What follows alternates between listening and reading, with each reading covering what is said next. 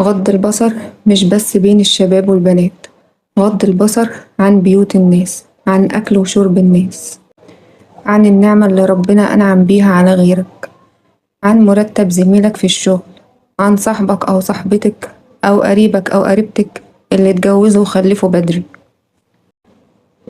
ده اتجوز وأنا لأ، ودي اتجوزت وأنا لأ، ده خلف وأنا لأ، دي بتجيب بنات وأنا بخلف ولاد، ده بيجيب ولاد وأنا بخلف بس بنات.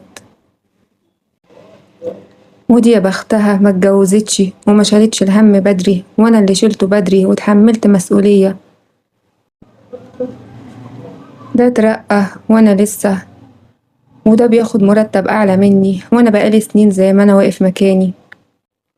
ارضى بقسمة ربنا، افرح بالنعمة عند غيرك، مش بس علشان تجيلك، ده علشان لو حقدت عليه انت بتتدخل في حكمة ربنا، لان ربنا هو اللي بيرزق، يرزق من يشاء بغير حساب. ربنا بيرزق كل واحد فينا باللي هو محتاجه.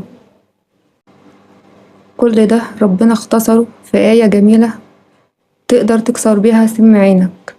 إذ دخلت جنتك قلت ما شاء الله لا قوة إلا بالله.